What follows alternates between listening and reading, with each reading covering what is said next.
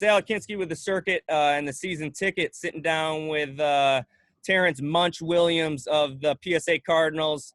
PSA Cardinals are a representative of the Nike EYBL from New York City. One of the most successful programs over the past decade. Munch, I've known you for a number of years. It's been it's been a privilege to get to know you, and it's definitely a privilege to have you on here. So thanks for joining. No, thanks for having me. And thanks for allowing me to be a representation of the entire program and every kid, their family, and our staff. I think it's, unprecedented times. So anytime you get to communicate and share information with others about what's going on in the greatest state of New York, we're here to do so. And like I said, thank you for having us on. It's a pleasure. Yeah, absolutely. And, you kind of mentioned it yourself, being as communicative as you are, and this being the grassroots season. You're in the epicenter of New York. How has the, acclimation been to, the new normal as far as, no season thus far and continuing to run your program? Yeah, I think we're all trying to figure out how to be as productive as possible while remaining in the guidelines of the CDC and making sure that we follow all the rules that are out there as far as practicing social distancing. The most important thing is making sure all our guys are staying up to date with their academics, and those guys are doing a phenomenal job of doing that, and staying the course with that, and along the lines of continue to be more versatile and challenging our minds and our bodies to do things that we're not accustomed to. But I think the biggest thing is becoming more independent in our journeys, and the guys and their families have done a great job collaborating and sticking together to make sure that they're doing the best job that they personally can do. As far as myself, I'm consistently staying busy, attacking each day, and the overall goal is to come out, for me personally, to come out of this pandemic a better man, and then as a unit and an organization, for us to come out at minimum where we went in, and then hopefully come out better and ahead of the curve. So our guys have been staying together, staying connected, and making sure that, in some aspects, we don't feel like the pandemic has gotten the best of us. So I'm proud of our program. I'm proud of the staff and everyone that grinds out every day. I'm a lucky guy. For sure. And for a lot of the reasons you just said, a lot of kids that have played for you in the past, a lot of young men that are alumni would say that, you're one of the better leaders. So, as a leader, as someone that's making the calls, when did you realize this was going to be, bigger than we all thought it was? And then, when did you realize, I got to make a pivot. We got to figure out how we're going to, do things, in this new normal. Yeah, first of all, from personally, when I realized this is something that's bigger than any individual, when people started dying, right? And you started losing people and connecting dots to everyone losing loved ones and people that they were close to, or just at minimum knew from a distance, right? That's when it got serious in real life form. As far as the grassroots circuit, I think once we got to the point where, they basically shut down high school basketball towards the end tail of the season, and basically said, hey, everybody needs to go inside and figure it out. And then we immediately, pivoted, or at minimum just went harder at things that we're accustomed to doing, which is, putting our kids first and foremost. And we created different avenues for ourselves, like Coach Andre Charles, he does a great job with a podcast. Coach Jason, he's doing some stuff with designing sneakers. Coach Mark's is doing give backs, and Coach Greg's doing, he's going to a homeless shelter today as we speak, to give out some stuff to those people, to those fighters in life. And then our kids, man, they were real proactive in communicating with colleges and communicating and sending game film and being proactive with doing interviews and doing different podcasts for themselves, and their high school coaches have chipped in to make sure that our guys don't feel like basketball wise their recruitment is taking a downfall. And we put those guys in the forefront. I think the world can see, by the amount of offers our younger guys have and media attention that they've garnered, well deserved. And we just put the kids first. I think that's been the biggest thing for us. Every day that we wake up, we're figuring out ways to make sure that our guys opportunities to get to college, and our guys who are graduating college and looking at the NBA and overseas, they're getting the best push they possibly can. So I'm proud of what we've been able to accomplish during this time, and obviously look forward to getting back on the court. But we're gonna deal with it the way it is. Control what we can control. Yeah, and you've had a lot of success with exactly what you just said as far as meshing everything together, the academics, the off the court stuff, being able to market yourself. Every member of the PSA Cardinals, formerly known as Team Scan, switched to PSA, I believe, in 2013, has gone to college, gotten a scholarship, and everyone except two has been to a Division I college. Plenty of pros in that list. It's been a slow and not a slow and consistent build, but you've done it consistently over the years where it's steady. So I guess looking back on it, like how have you, I guess, maintain and develop versatility with how you're recruiting these guys? Because what was 2013 is so much different than what it is now. Like, is a lot of what you just said being able to, I guess, market yourselves on these different platforms? Yeah, I mean, consistency, right? And I think every parent wants to know, who are the individuals that are gonna be around their kid and help mold them as young men, and create these role models. And I think one of the advantages that we have is the men that are in our program have been there for a long period of time. So Right. their reputations are super, super positive. They can reach out to other parents and find out, not just the head coach of a given team, the three assistants that are along with them, the directors, the educational people, the guys in charge of marketing, like all of these different adults have been here. So we don't have a lot of turnover on our staff. And then the guys who we bring in, they've been, productive in their own right, but then they understand, they've learned our culture, and then we encompass what they're doing. So I think the first step is just to have the right adults, not necessarily just about X and O's, but have really good, intelligent people. For me, I've always had people around me that my weaknesses are their strengths, and creating an avenue where there's no jealousy. And then we do a great job of vetting the parents and the kids, and have a small group of guys that we go after every year, but ultimately keep a small group of moving up from grade to grade. So you add in the mix, but then we have some veterans where it's like, you look at a kid like AJ Griffin, you look at a kid like Frank Kepneck, Mac Etienne, Teresa Tuart, like all of these guys have been in our program upwards of 4 to 5 years. So when you add a kid like a Malachi Smith or Jaquan Carlos, it's a smooth transition because they have other guys to listen to and follow the guidance of, right? And then our alumni are phenomenal. They're consistently in contact with our younger guys. They let them know what the legacy is, and what they're expected to do year in and year out. So we set the bar, and we eliminate every excuse as to how we can capture that bar. But like I said, we've been fortunate, and the most important thing is to get the right character kids, and then the basketball will take care of itself. We shy away from the kids who have too much drama, and we embrace the kids who want help, but also are willing to crawl for themselves, for lack of a better word. But ultimately, we've been fortunate. Has it been, I won't ask if you've met your expectations, but has it been what you expected, this whole journey of success, or not, like delving into the grassroots basketball world like this? Yeah, I mean, success for us is measured, based on how many guys we get to college. And as long as we don't leave no child left behind, as far as kids getting to school, obviously we want guys to be able to go to school for free. I think that's the bare minimum of what can have a family feel like the process of coming through PSA was worthy, right? Basketball wise, I mean, I think the last thing for us is to win the Peace Jam.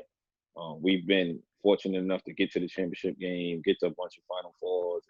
We've never missed Peace Jam. I'm not sure how many programs can say that they've never missed Peace Jam in the history of their program, right? I don't know the numbers on that, but I know they got to be small. Yeah, it's and small. We're fortunate enough to never have missed Peace Jam. And we're successful throughout our program. It's not just our 17s, our 15s and 16s, our competitors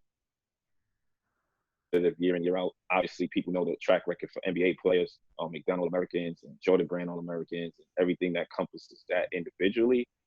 Ranking wise, we've had a great run of guys like that. But I think how we judge ourselves is, are the kids becoming better men throughout the process of being with us and in life, after graduation of high school. But most important, our obligation to each family is to make sure that kid gets to college, right? And we're not gonna drop the ball with that. Hook or crook, figure it out. But regardless of the wins and losses, I mean, I'm not gonna remember how many games we won, and I'm definitely not gonna remember how many games we lost. But our legacy will be, attached to and built on that premise of each kid that came through these doors was able to walk out into college. Yeah, I mean, I'd ask the question, which would be more important, keeping the streak of, moving it to 8 straight classes with all kids going to school for free, or a Peach Jam championship. And I genuinely think you would get like continue the streak, because, being able to, uphold every aspect of a grassroots program obviously isn't easy. Otherwise, everyone would be doing it, and, launching what you launched in New York City, couldn't have been easy. What was the biggest, problem you faced heading in, starting the PSA Cardinals and Team Scan at the time? What was the biggest push? Did you have any pushback? I mean, I think the biggest obstacle in the beginning. Like, I know you have a lot of trust now. The biggest obstacle in the beginning was just building from the bottom. Like we built with a 6th grade group of kids that no one knew, right? And as we went forward, you're building. It's what Coach Justin says, right? You're trying to build a plane and fly it at the same time.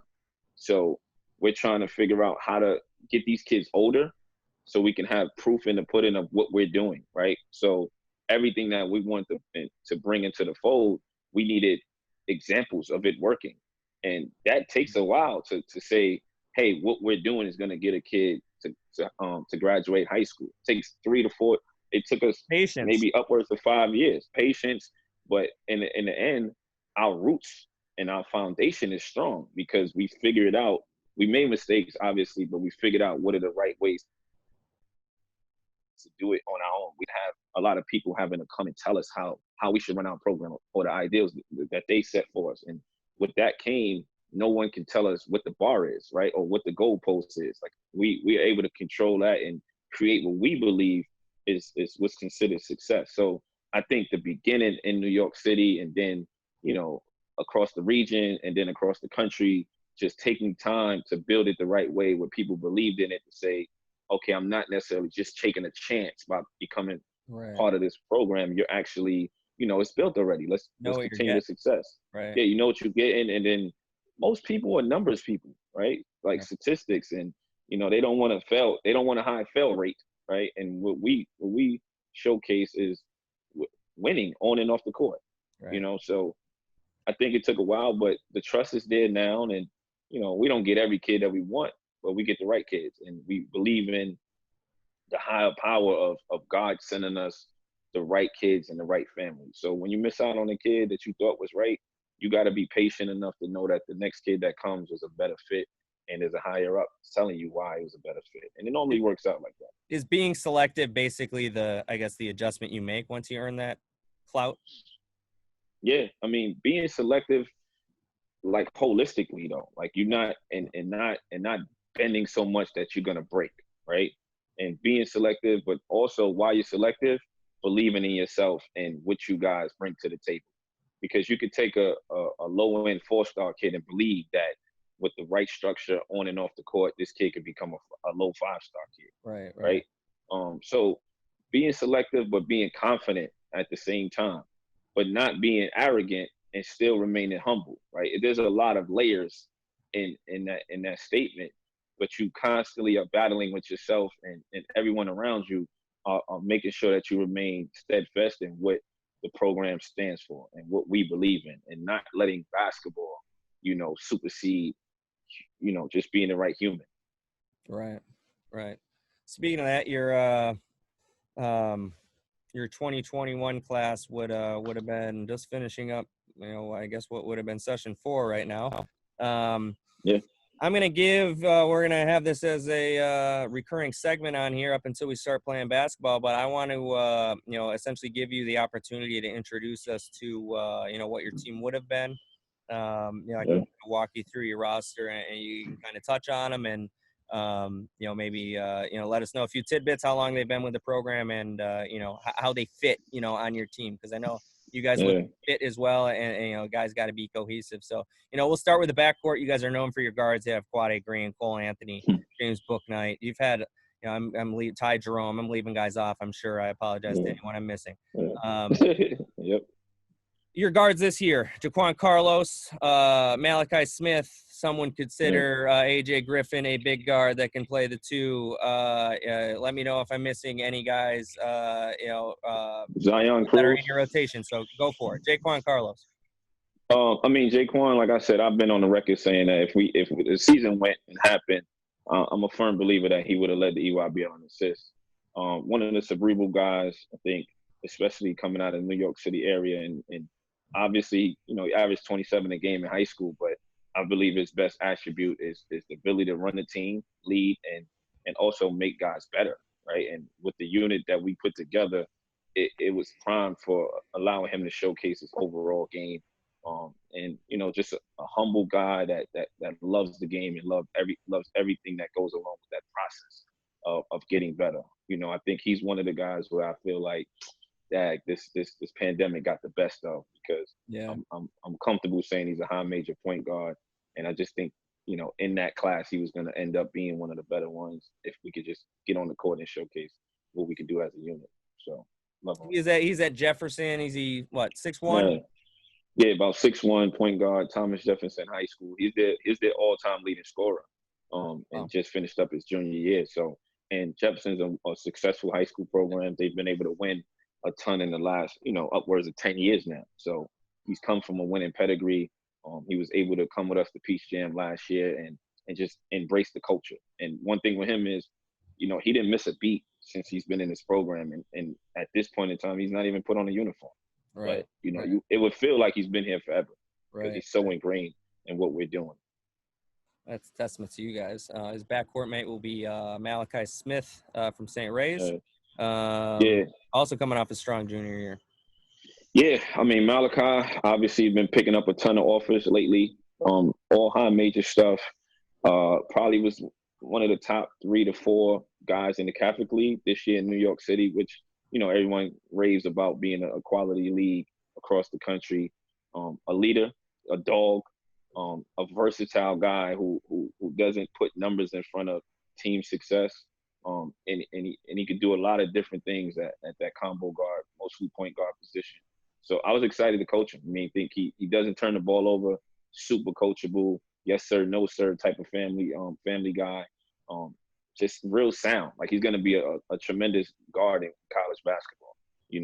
I'm proud of him, and I think he's going to, if we play, it'd be a great addition to what we already had, Yeah, I think your guards, have kind of, they're spoiled every year with the weapons they have around them. Some of your front court weapons, you mentioned before, Frank Kepnang from Westtown School, Macabre Etienne, which I interviewed last week, real humble kid, a lot of potential with him. And then the returner, AJ Griffin, Duke commit at Archbishop Stepanak, really showed some. I named him to a couple awards last year. I can't remember what they are at the top of my head, but he was when he showed up, he showed up. So I guess take us through what I would consider to be your weaponry. Yeah, when you look at Mac and Frank and AJ, you could make an argument to say that would have been one of the best front lines in the country, right? It encompasses everything from block shots to rebounds to scoring, to rim running to playing off each other. And they all compete. You watch Mac play. He competes. AJ, like, they all. Yeah. It's gonna be. It would be difficult for front lines to contend with. Just you put Mac and Frank's motor together and say you got to deal with that for 38 minutes. That's a lot of time, and to have to keep up with those guys for four games on the weekend. And and the good thing about those guys is they're used to playing with each other, coming up in the program, and they're friends, right? So there's no jealousy, no animosity. They literally want each other to win. And you know, I was ecstatic. I'm still ecstatic to see, you know, if it materializes. You know what I mean? I think those are 3 of the top 40 kids in the country on one team, and you wouldn't even know it by their ascension up the rankings and amongst everything else. Like they all have the offers and the reputation to back it up. But ultimately, they're unselfish people. Like if you look at those 3 guys, they're consistent with one thing, which is I want to win, right? And they don't care about the numbers. They just want to win. I mean, AJ is going to be, you know, a McDonald's All-American, barring injury and anything, you know, God forbid. Jordan Brand, USA Basketball. I mean, his reputation speaks for itself. And all 3 of those guys have the potential, honestly, to be the next 3 of the next pros to come out of this program. You know, pick the right school and stay the course of getting better and do what you've been doing.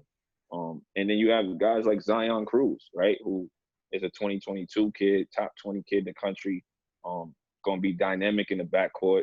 Reminds me a lot of Cole as he's grown and become more versatile in what he brings to the table. You know, I think this was going to be his breakout summer to play with those guys and show the world, like, hey, I can make an argument as you know, if not the best point guard in the class, the second best. You know, we should see what happens as he goes forward. But when you guys only usually play one guy up a year, you know, max. I can't remember. Maybe 2. Right. Yeah, normally it's 2, and Zion was going to be the only one this year. Right. Because it's important for us to be successful at each grade. Like we got a lot of talent, obviously, in the program at the lower levels, and those guys know their time is coming in to play 17s, but they also are working on their craft, get better as we let the 17s showcase their talent. Then you got a kid named Shane, right? Go to Huntington. Yeah. Huntington, Shane Desani, like talented, right? Top 100 kid, top 75. Big, strong kid, you know, could play on the ball, off the ball, wants to win, you know, great kid, great family. You know, we got to, you know, I could keep going, you know, You got a common denominator, high major too, kid. That all these kids are at you know, reputable high schools too. I mean, Zion's good. High level. Yeah, very high level. Yeah. I mean, Westtown School, Oak Hill, St. Ray's. I mean, these guys. Yeah, it's that pedigree definitely helps. Keep going. I'm sorry to cut you off on your. No, it's okay. I mean, we got so many guys. I mean, we got the kid Jack Malloy, who committed to Yale, right? Yep. So yeah, so we got a couple. He committed to Yale. He's still playing. He's in 21. You got AK Gack. You know, like I said, high major kid, Dane Gack's brother. So we already have a family feel. Obviously, got a great relationship with Blair and those guys, with other guys in our program coming from there. I'd like to see teams' reactions when Frank comes out and then he's replaced by like it's kind of it's relentless. Yeah, it's tough. I mean, we don't even know who should start, who should come off. You know what I mean? But what's the right? But we got, you know, you got 10 high major guys. You know, you got a kid like Dresa who's been here since the 6th grade, right, and understands his role. I think the one thing we got is guys played up, and then guys, you know, did well at 16s where they made the Final Four last year, and then, you know, we only added Malachi and Jaquan. So our chemistry from day one is perfect, and we added, you know, character guys. Like we didn't just go add a kid because he's ranked high. Like Malachi potentially is going to get ranked, but we added these kids to fit what we already had and to make each other better, and they like each other. You know, so that's big for us to have a cohesive unit that was primed to have a chance. You know, and I say a chance to win Peach Jam. You know, if the moons and the stars align, but I think we were good to make it back to Peach Jam, keep the streak going. Well, of course, yeah, and you know all those guys defend too, and being in your system and knowing how you guys operate, and you're going to get as much as you can out of each guy. So, I mean, the depth I think is, you know, somewhat staggering, but the ability, yeah, like you said, to be able to add guys in and continue that, you know, I guess, team camaraderie. You know, you kind of see it every year with your teams, but it's something a lot of teams don't have, you know. As you know, programs just throw guys together and, you know, hope for the best. But, you know, when it's put together in a way that's, you know, makes sense and it's well thought out and everyone kind of knows their role and they know how they can adapt within it. I think Driss is a great, you know, I was going to mention this before, you know, he might not put up major numbers in the UIBL, but you know how much better he's going to be at Lehigh for his senior year because he's been around that, you know what I mean? Like how much he's going to, like, just the that's why, you know, you look at, and we have that unsigned senior report. It's like, you want to look at that and be like, these guys they've seen it, you know, it's where, you know, they've been accustomed to it, and they've, you know, seen what it takes to play against those guys with that type of competition. So to already have that segment. I think what's unique about us too, when you mention the team, and I don't look at it, it's like we're known now as like the guard program, right? In the last few years, where these guys are really ascending themselves to McDonald's and chances at the league. And before that, we were like the big man program, right? Thomas Bryant, like, Chris McCullough, Shaq Diallo, Mo Bamba, right? You got Amari Spellman. All these guys make it to the NBA, and they were bigs, right? Terry Laria, 6'8", you know, forward. And now and then we ascended to the guards. And now this team, if you look at it, you're like, both. All right, you got both, right? You got a chance for some more bigs to make it and some more guards to make it. You got Zion, you got AJ, you got, you know, Frank Mack, you got potential. You can look at the team and say, like, down the road, you got the potential to have four or five NBA players on this team. Yeah, for sure. You know, that's unheard of, you know? Yeah, and, you know, the more consistency you build, the more you're going to be able to say that, you know, I think year over year, because I know your 16s and 15s are, you know, as strong as ever. So, yeah, Munch, I really appreciate you having, you know, taking the time, sitting down and chatting with us. Excited to get the season started whenever we do, and yeah, looking forward to cover your guys for the rest of the season. I humbly want to thank you, man, for having me on. Wanted to take the time to let you know I appreciate everything you've done for our program over the course of the last 8-9 years, and you know the relationship has been phenomenal, and our guys benefit from what you bring to the table and the people around you. And like I said, from the bottom of my heart, I really want to let you know I'm thankful. I know I text you every once in a while, just to say thank you, but you know I mean it, and I do believe that one of the reasons why we're arguably one of the top 5 to 10 programs in the country is because of the platforms that you guys provide and the nurturing that y'all do, at least for my program. So I appreciate that. Time was greatly spent. Yeah, you guys are, you know, as genuine as it gets, and you know, it's been I always tell people the only thing better than, you know, the UIBL is the programs that are in it. You know, it's great working with you guys. It's a lot of fun getting, you know, bringing as much publicity as we can to what you guys are doing. So excited to talk over the summer too. Want to talk to you about some of the community things you guys are doing. So we will definitely be in touch. Own your destiny. See you soon. Absolutely, man. Take care.